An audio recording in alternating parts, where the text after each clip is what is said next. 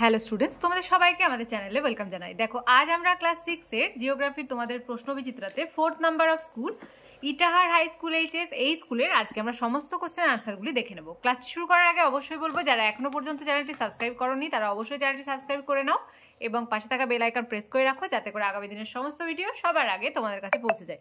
তাহলে চলো দেরি না করে আজকে ক্লাসটি শুরু করি।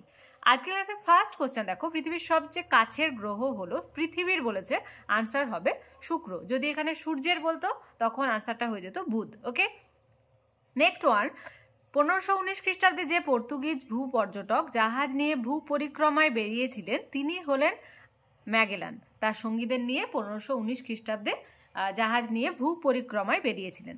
থার্ড, পৃথিবীর অক্ষ কক্ষতলের সঙ্গে তোমরা সবাই পারবে এটা 66.5 ডিগ্রি কোণ করে অবস্থান করে। শূন্যস্থান পূরণ করতে দেখো, ফার্স্ট আছে ভারতের মূল ভূখণ্ডের দক্ষিণতম বিন্দু হলো, এতক্ষণে তোমাদের এটা মনে থাকার কথা কারণ অনেকবার রিপিট হয়ে গেছে প্রশ্নটা, কন্যাকুমারিকা।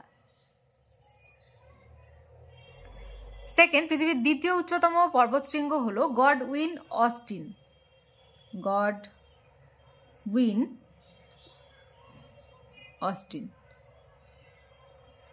থার্ড, 1956 সালে ভারতের রাজ্য ভাগ করার প্রধান ভিত্তি ছিল ভাষা।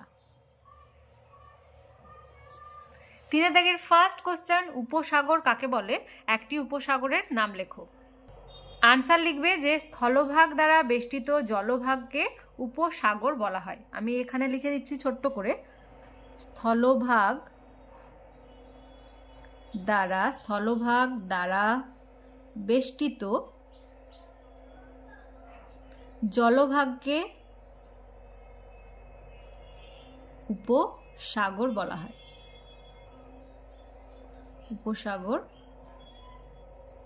হয়। অথবা কোশ্চেন, পৃথিবীর আবর্তন গতি কাকে বলে? এটা খুব সুন্দরভাবে টেক্সটে দেওয়া আছে, দেখো এখান থেকে লিখবে তোমরা পৃথিবীর আবর্তন গতি।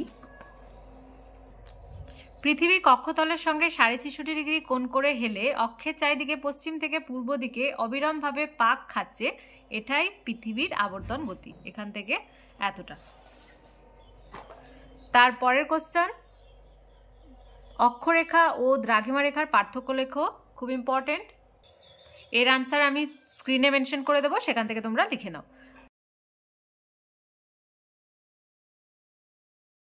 অথবাতে টিকা লেখো নিরক্ষর রেখা। তোমরা লিখবে দুই মেরু থেকে সমান দূরে পৃথিবীর মাঝ বরাবর পূর্ব পশ্চিমে বিস্তৃত এই কাল্পনিক রেখাটিকে বলে নিরক্ষরেখা বা বিষুবরেখা। এর উত্তর অংশ হলো উত্তর গোলার্ধ এবং দক্ষিণ অংশ হলো দক্ষিণ গোলার্ধ। পারলে ডায়াগ্রামটা দিয়ে দেবে, এই যে নিরক্ষরেখার। তারপরে কোশ্চেন, ভারতের উত্তর পার্বত্য অঞ্চলের সম্পর্কে আলোচনা করো। ভারতের একেবারে উত্তরে রয়েছে পার্বত্য অঞ্চল। এই অঞ্চলটি ভারতের উত্তর ও পশ্চিম জম্মু ও কাশ্মীর থেকে শুরু করে উত্তর পূর্বে অরুণাচল প্রদেশ পর্যন্ত ধনুকের আকারে অবস্থান করেছে। হিমালয় ও কারাকোরাম হলো এখানকার প্রধান পর্বতশ্রেণী। কারাকোরাম পর্বতের গডউইন অস্টিন ভারতের উচ্চতম পর্বতশৃঙ্গ, যা পৃথিবীর দ্বিতীয় উচ্চতম। উত্তরের পার্বত্য অঞ্চলে অনেক হিমবাহ দেখা যায়, যেমন সিয়াচেন, জেমু। এই সকল হিমবাহ থেকে গঙ্গা, সিন্ধু, ব্রহ্মপুত্রের মতো নদী সৃষ্টি হয়েছে। এই পার্বত্য অঞ্চল কতগুলো গিরিপথ রয়েছে, যেমন বানিহাল, জজিলা, নাথুলা।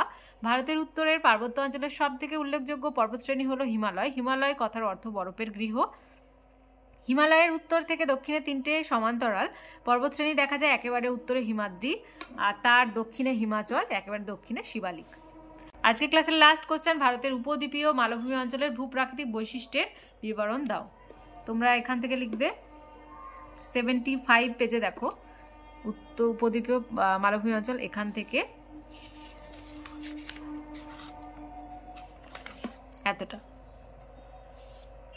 তাহলে আজকে দেখো 4th school Itahar high school HS এই স্কুলের আজকে আমরা সমস্ত কোশ্চেনের আনসারগুলি দেখে লেগে থাকে অবশ্যই একটা লাইক দেবে। তোমরা খুব ভালোভাবে জানো তোমাদের একটা লাইক দেখলে আমরা খুব খুব খুব খুশি হই, তাই লাইক না দিয়ে তোমরা কোথাও যাবে না। আর ভিডিওটি কি করবে, বন্ধুদের সঙ্গে অনেক অনেক অনেক বেশি করে শেয়ার করবে।